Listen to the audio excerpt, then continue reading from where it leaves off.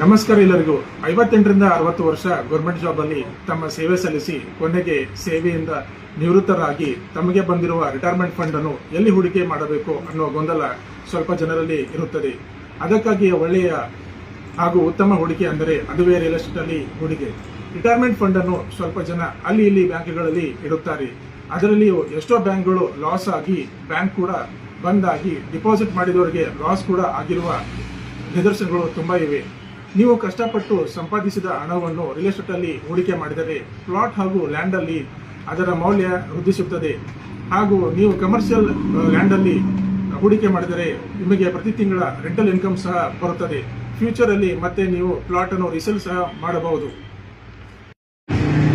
ಹಾಗಾಗಿ ನೆಮ್ಮದಿಯ ಹಾಗೂ ಸುಖಮಯ ರಿಟೈರ್ಮೆಂಟ್ ಲೈಫ್ ಅನ್ನು ಆನಂದಿಸಬೇಕಾದರೆ ಒಳ್ಳೆಯ ಲೊಕೇಶನ್ ಅಲ್ಲಿ ನೋಡಿಕೊಂಡು ನೀವು ನಿಮ್ಮ ರಿಟೈರ್ಮೆಂಟ್ ಫಂಡ್ ಅನ್ನು ರಿಯಲ್ ಎಸ್ಟೇಟ್ ಅಲ್ಲಿ ಇನ್ವೆಸ್ಟ್ ಮಾಡಿ ರಿಟೈರ್ಮೆಂಟ್ ಲೈಫ್ ಅನ್ನು ನೆಮ್ಮದಿಯಾಗಿ ಸಾಗಿಸಿ. 6ನೇ ಲ್ಯಾಂಡ್ ಡೆವಲಪರ್ಸ್ ಅಥಣಿ.